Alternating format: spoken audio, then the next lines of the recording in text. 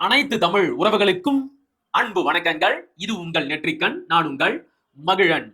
சீமான் அண்ணனின் முப்பாட்டன் முருகனின் வேல் இலங்கை தமிழர்களுக்கு ஆதரவு குரல். அண்ணன் சீமான் சாதாரணமாகவே விஜய்க்கு எதிராக சலங்கை கட்டி ஆடுவாரு. இப்ப அவரோட ஆயுதங்களை விஜய் கையில எடுத்தா விடுவாரா? அனல் கக்க பிரஸ் மீட் தர போறாரு. யார் இது? புளூ சட்டை மாறன். விஜய் வேலை எடுத்துட்டாரு. ஈழ தமிழர்களுக்கு ஆதரவா பேசிட்டாரு. தேசிய தலைவரை பத்தி பேசிட்டாரு. அவ்வளவுதான். இனி சீமானோட அரசியல் மொத்தமா முடிஞ்சது. இனிமேல் தமிழ் தேசியம் என்றாலே தமிழ்நாட்டில் அது எங்க தளபதி விஜய் மட்டும்தான் அப்படின்னு சில மூலகட்ட முண்டங்கள் பேசிக்கிட்டு இருக்கு. விஜய் அவர்கள் உண்மையாகவே ஈழ தமிழர்களுக்கு ஆதரவா பேசினாரா? தேசிய தலைவரை பத்தி பேசினாரா? நேற்றைக்கு அவரு அப்படி என்னதான் கிழிச்சாரு அப்படிங்கறத பத்தி தான் இந்த காணொளியில நாம விரிவா பார்க்க போறோம். வாங்க பேசலாம். நெற்றிக்கண் திறப்பினும் குற்றம் குற்றமே. இந்த புளூ சட்டை மாறன் இருக்கிறார் இல்லையா, அவனுக்கு என்ன மரியாதை வேண்டி கிடக்குது? இந்த புளூ சட்டை மாறன் இருக்கிறான் இல்லையா, இவனுக்கு சினிமா ரிவ்யூவே ஒழுங்கா பண்ண தெரியாது. 4 நிமிஷத்துக்கு ஏதாச்சும் ஒரு படத்துக்கு ரிவ்யூ போட்டா அதுல குறைஞ்சது 3 நிமிஷத்துக்கு ஏதாச்சும் ஒரு தனியார் கம்பெனிக்கு ப்ரொமோஷன் வேலையை மட்டும்தான் செஞ்சுக்கிட்டு இருப்பான். இந்த லட்சணத்துல இவன் எல்லாம் தமிழ் தேசிய அரசியலை பத்தி பேசுறான். அண்ணன் சீமானோட அரசியலை விமர்சனம் பண்ணி பேசுறான். கால கொடுமடா இதெல்லாம். அடே போடா, போய் ஓரமா உக்காந்து என்ன நடக்குது அப்படின்னு வேடிக்கை மட்டும் பாரு, சரியா? இப்ப இவன் சொல்றான்ல, விஜய் அண்ணன் சீமானோட முப்பாட்டன் முருகனோட வேலை கையில எடுத்துட்டாரு அப்படின்னு. அண்ணன் சீமான் மாதிரி பண்பாட்டு மீட்சியை பேசி விஜய் வேலை கையில எடுத்தாரா? இப்ப அண்ணன் சீமான் அவர்கள் சும்மா ஒன்னும் வேலை கையில எடுக்கல. அது ஆரிய இந்துத்துவ சனாதன பாசிச அரசியலுக்கு எதிரான ஒரு நடவடிக்கை. தமிழர்கள் நாங்கள் இந்துக்களே அல்ல, நாங்கள் சைவர்கள், அதிலும் வீர சைவர்கள், நாங்கள் வைணவர்கள், நாங்கள் முருக வழிபாட்டை பின்பற்றக்கூடியவர்கள், நாங்கள் மூத்தோர் வழிபாட்டை ஏற்றுக்கொண்டவர்கள் அப்படின்னு பேசினாரு. அத்தோட நிக்காம ஒரு படி மேல போய் சிவன், விஷ்ணு, முருகன் இவங்க யாருமே இந்து கிடையாது, இவங்க இந்து கடவுளும் கிடையாது, முருகன் சிவனோட மகனே கிடையாது, அது எல்லாமே ஆரிய புராண புழுகுகள், இவங்க எல்லாருமே நம்முடைய முன்னோர்கள், முருகன் நம்முடைய முப்பாட்டன் அப்படிங்கிற ஒரு பண்பாட்டு மீட்சி அரசியலை பேசி அதற்கான ஒரு குறியீடாத்தான் வேலை கையில எடுத்தாரு. இன்னைக்கும் நாம் தமிழர் கட்சியோட பண்பாட்டு மீட்சி பாசறையான வீர தமிழர் முன்னணியோட கொடியில வேல் ஒரு குறியீடா இருக்கு.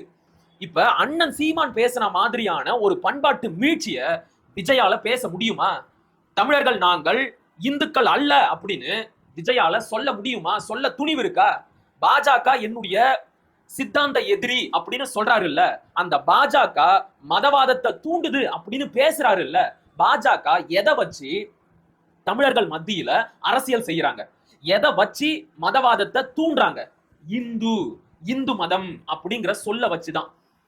அந்த அடித்தளத்தையே ஆட்டங்காண வைக்கிற மாதிரி அண்ணன் சீமான் அவர்கள் தமிழர்கள் நாங்கள் இந்துக்களே அல்ல அப்படின்னு சொல்லிட்டாரு.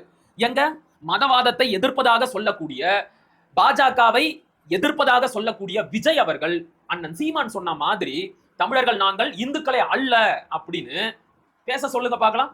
பேசிட்டு அந்த வேலை கையில எடுத்தாருன்னு வைங்க, அதுல ஒரு பொருள் இருக்கு. சும்மா கூட்டத்துல யாரோ கொடுத்தாங்க அப்படிங்கிறதுக்காக வேலை தூக்கி பிடிச்சிட்டா அண்ணன் சீமானோட அரசியல் ஒண்ணும் இல்லாம போயிடுமா? அடே கனவு காணலாம்டா, அதுக்கு நீ இப்படியா?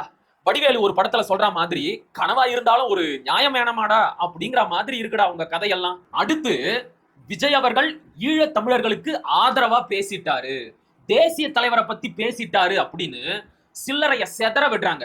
என்ன பேசினாரு நான் சொல்லட்டா? நம் தொப்புள் கொடி உறவுகளான ஈழத் தமிழர்கள் இலங்கையில் இருந்தாலும் அல்லது உலகின் எந்த மூலையில் இருந்தாலும் தாய்ப்பாசம் காட்டிய தலைவனை இழந்து தவிக்கும் அவர்களுக்காக குரல் கொடுப்பதும் நிற்பதும் நம்முடைய கடமை, உரிமை. அவ்வளவுதான். இந்த 2 வரிய மட்டும்தான் நேற்றைக்கு விஜய் பேசினாரு. கட்சி தொடங்கி 2 வருஷம் ஆச்சு. இந்த 2 வருஷத்துல இப்பதான் விஜய் அவர்கள் ஈழ தமிழர்கள் அப்படிங்கிற சொல்லையே உச்சரிக்கிறாரு. போற போக்குல தேசிய தலைவர் அப்படின்னு மொட்டையா சொல்லிட்டு போயிருக்கிறாரு. அப்ப தேசிய தலைவரோட பேரை சொல்றதுக்கும் ஈழ தமிழர்களோட உண்மையான பிரச்சனைகளை பற்றி விரிவா பேசுறதுக்கும் விஜய்க்கு இன்னும் 5 வருஷம் ஆகுமா?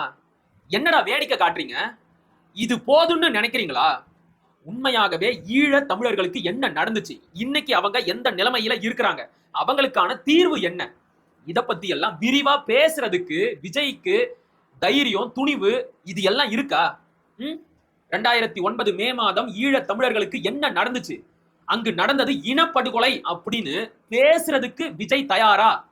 சொல்லுங்க, தயாரா? அவர்களை இனப்படுகொலை செய்தது யார் என்பதையெல்லாம் பேசுவதற்கு, விமர்சிப்பதற்கு, கண்டிப்பதற்கு விஜய் தயாரா? விஜய்க்கு அந்த தைரியமும் துணிவும் இருக்கா?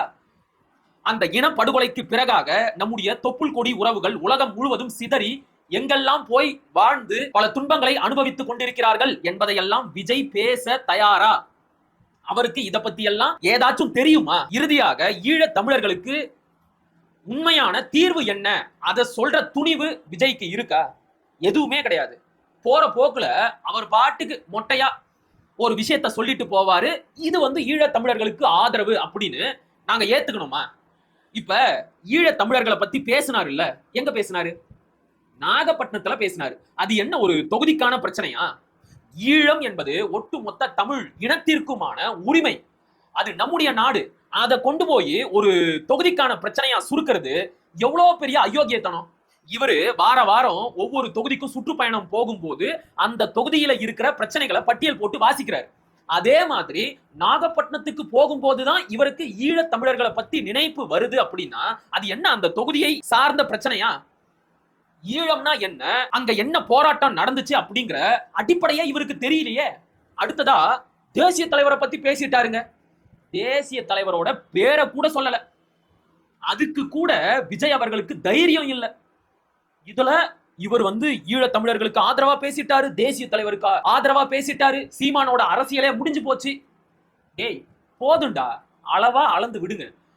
கடந்த 15 ஆண்டுகளாக பல ஒடுக்குமுறைகளையும் அடக்குமுறைகளையும் தாண்டி தமிழ்நாடு முழுக்க தேசிய தலைவரோட படத்தை வச்சு அவரோட பேரை சொல்லி அவரோட புகழ சொல்லி அவருடைய போராட்ட வாழ்க்கையை சொல்லி எங்களுடைய தொப்புள் கொடி உறவுகளான ஈழ தமிழர்கள் எப்படியெல்லாம் சிங்கள பௌத்த பேரினவாத ராணுவத்தால துன்புறுத்தப்பட்டாங்க என்ற வரலாற்றை எல்லாம் எடுத்து சொல்லி தமிழ்நாடு முழுக்க மூளை முடுக்குகள்ல எல்லாம் தேசிய தலைவரை கொண்டு போய் சேர்த்தது அண்ணன் சீமான்.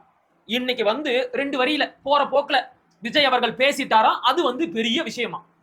ஏன் இதுக்கு முன்னாடி கூட்டத்துல பேசல? சரி ஓகே, விஜய் இப்ப பேசிட்டாரு இல்ல, அடுத்த மாசம் இன்னும் ஒரே மாசம் தான் இருக்கு மாவீரர் நாள் வர்றதுக்கும் தேசிய தலைவரோட பிறந்த நாள் வர்றதுக்கும். விஜய் அவர்கள் தேசிய தலைவரோட பிறந்த நாளை கொண்டாட தயாரா? மாவீரர் நாளை கொண்டாட தயாரா? பெருசா எந்த ஒரு கொண்டாட்டத்தையும் முன்னெடுக்க தேவையில்லை. குறைஞ்சபட்சம் அவருடைய கட்சி அலுவலகத்துல வழக்கம் போல எல்லா தலைவர்களுக்கும் எப்படி நினைவு அஞ்சலி செலுத்துவாரோ அதே மாதிரி ஒரு படத்தை வச்சு மாலை போட்டு மலர் தூவி மாவீரர் நாளை அனுசரிக்க விஜய் அவர்கள் தயாரா? அதற்கான துணிவு இருக்கா? ஈழ தமிழர்களை பத்தி பேசிட்டாரு அப்படின்னு பொங்குறீங்கல்ல. வருகின்ற மே 18ஆம் தேதி இன படுகொலை நாளை அனுசரிக்க விஜய் அவர்கள் தயாரா இருக்கிறாரா? அட இது எல்லாத்தையும் விடுங்க, எல்லாத்தையும் விடுங்க. இது எதையுமே விஜய் செய்யவே தேவையில்லை. குறைஞ்சபட்சம் அட்லீஸ்ட் ஈழ தமிழர்களை படுகொலை செய்வதற்கு எல்லா விதத்திலும் உறுதுணையாக உதவியாக இருந்த காங்கிரஸ் கட்சியையும் சோனியா காந்தியையும் ராகுல் காந்தியையும் விமர்சனம் பண்ணி பேசுறதுக்கு விஜய் அவர்களுக்கு துணிவும் தைரியமும் வக்கும் வகதொகையும் இருக்கா? இருக்கா? இல்லல்ல, அப்புறம் என்ன? இதையெல்லாம் பேசுறதுக்கு ஒரு தைரியம் வேணும், ஒரு ஆண்மை வேணும். அது எல்லாம் எங்க அண்ணன் சீமானுக்கு மட்டும்தான் இருக்கு. பெருமையா சொல்லுண்டா, பெருமையா சொல்லுண்டா. நான் சீமானோட தம்பி சொல்லும் போதே எவ்வளவு கர்வமா இருக்கு தெரியுமா? அந்த தைரியம் விஜய்க்கு இருந்தா மட்டும் நீங்க பேசுங்க, சரியா? ரெண்டாவது, இங்க உண்மையிலேயே ஜெயிச்சது யாரு தெரியுமா? எங்க அண்ணன் சீமான் தான். தமிழ்நாட்டுல இனி ஈழ தமிழர்களை பத்தி பேசாம தேசிய தலைவரை பத்தி பேசாம யாராலையும் அரசியல் செய்யவே முடியாது அப்படிங்கிற ஒரு நிலையை உருவாக்குனாரு தெரியுமா? அங்க எங்க அண்ணன் ஜெயிச்சிட்டாரு. நீ 1000 அவதூற அவர் மேல அள்ளி வீசு, அது எதுவுமே அவருடைய உழைப்புக்கு முன்னாடி நிக்காது, சரியா?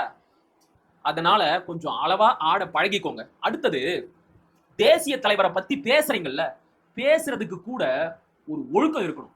நேற்றைக்கு விஜய் அவர்கள் சுற்றுப்பயணத்தில் இருந்தபோது என்னென்ன அராஜகத்தை தாவேகா தொண்டர்கள் செஞ்சாங்க. தொண்டர்கள் அப்படிங்கிறது மிகப்பெரிய சொல்.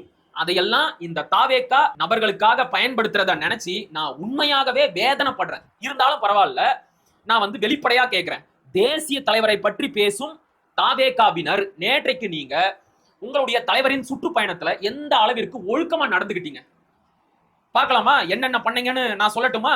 நேற்றைக்கு விஜய் அவர்கள் நாகை புதூருக்கு சுற்றுப்பயணத்திற்கு போனாரு இல்லையா? அந்த இடத்துல வேளாங்கண்ணி மாதா பேராலயத்திற்கு சொந்தமான மண்டபத்தோட சுற்று சுவரை இடிச்சு தள்ளிட்டாங்க. அது பொது சொத்து. அந்த பொது சொத்தை இடிச்சு நாசம் பண்ணி வச்சிருக்காங்க. இதுக்கு பேரு தான் ஒழுக்கமா? சொல்லுங்க, இதுக்கு பேரு தான் கட்டுப்பாடா? இன்னொரு இடத்துல ஒரு கோவில் கோபுரத்து மேல ஏறி கட்சி துண்டை எடுத்து தலைக்கு மேல சுத்திக்கிட்டு இருக்காங்க. டிவிக்கே. ஏண்டா, கோவில் கோபுரத்துக்குன்னு ஒரு மரியாதை இருக்கு. அந்த அடிப்படை மரியாதையை கூட கடைபிடிக்க தெரியாத நீங்க எல்லாம் மனுஷ ஜென்மம் தானா? கோவில் கோபுரத்து மேல செருப்பை போட்டுக்கிட்டு போறியே, அறிவு இருக்கா? இன்னொரு இடத்துல ஒரு அம்மா 4 சவரன் நகையை தொலைச்சிட்டு அழுதுகிட்டு இருக்கிறாங்க, எப்படியாச்சும் என் நகையை மீட்டு தாங்க அப்படின்னு. அப்ப கூட்டத்துக்கு யாரும் விஜய பார்க்க வரல. கூட்டத்துல நகையை திருடுறது, செல்போனை திருடுறது, இதுக்காகத்தான் வரீங்க. போன திருச்சி சுற்றுப்பயணத்தின் போது பல பேரோட அலைபேசி காணாம போயிருச்சு. ஆக ஒவ்வொரு கூட்டத்திலையும் பொது சொத்தை நாசம் பண்றது, செயினை அறுத்துக்கிட்டு ஓடுறது, செல்போனை திருடுறது, இதெல்லாம் ஒரு வேலையா வச்சுக்கிட்டு திரியுறீங்க. நீங்கெல்லாம் ஒரு கட்சியோட தொண்டர்கள். இப்ப பொதுவா ஒரு கட்சியோட தொண்டர்கள் இருக்கிறாங்கன்னு வைங்க, அவங்க மற்ற கட்சி பேனர்களை கிழிச்சு பார்த்திருப்பீங்க, மற்ற கட்சியோட சுவரொட்டியை கிழிச்சு பார்த்திருப்பீங்க. ஆனா தாவேகா தொண்டர்கள் மட்டும்தான் அவங்க கட்சி கொடியை கிழிக்கிறாங்க, அவங்க கட்சி கொடிய கீழே போட்டு மிதிக்கிறாங்க. அட, விஜயே அவரோட கட்சி துண்டை கால்ல போட்டு மிதிக்கிறாரு. இவ்வளவுதான் அவங்களோட கட்சி துண்டுக்கு கொடுக்கிற மரியாதை. அவங்களோட கட்சி பேனரை அவங்களே கிழிக்கிறாங்க. விஜய பார்க்கணும் அப்படிங்கிறதுக்காக அவங்க கட்சிக்காரங்க வச்ச பேனர் மேலேயே ஏறி நிக்கிறாங்க, அந்த பேனரை நார கிழிக்கிறாங்க. இப்படிப்பட்ட ஒழுக்க சீலர்களை நீங்க எங்கேயாச்சும் பார்த்திருக்கிறீங்களா? ரெண்டாவது, இந்த கூட்டத்திற்கு அனுமதி கொடுக்கும் போது நீதிமன்றம் என்ன சொல்லுச்சு? விஜய் அவர்கள் அந்த பேருந்துல போகும்போது முன்னாடியும் பின்னாடியும் வாகனத்துல அவரை பின்தொடரக்கூடாது அப்படின்னு சொல்லுச்சு. ஆனா நேற்றைக்கு விஜய் அவர்கள் அந்த பேருந்துல வரும்போது தாவேகா தொண்டர்கள் இருசக்கர வாகனத்துல ஏறிக்கிட்டு தலையில கட்சி கொடியை கட்டிக்கிட்டு தலைக்கு மேல கட்சி கொடியை சுத்திக்கிட்டு ஹார்ன் அடிச்சுக்கிட்டு பொதுமக்களுக்கு அவ்வளவு தொந்தரவை கொடுத்துக்கிட்டு சாலையில வேகமா வண்டியை ஓட்டிக்கிட்டு போயிருக்கிறாங்க. ஏண்டா, இந்த அளவிற்கு கேடுகட்டு கேவலமா ஒழுக்கங்கட்டு செயல்படுற நீங்க எல்லாம் தேசிய தலைவரை பத்தி பேசுறதே பெரிய பாவம். சரியா? முதல்ல ஒழுக்கத்தை வளர்த்துக்கோங்க. கொள்கை என்ன, கோட்பாடு என்ன என்பதையெல்லாம் தெளிவா பேச கத்துக்கோங்க. அதுக்கப்புறம் தேசிய தலைவரை பத்தி பேசலாம். அண்ணன் சீமானோட அரசியலை காலி பண்றதை பத்தி திட்டமிடலாம். சரியா?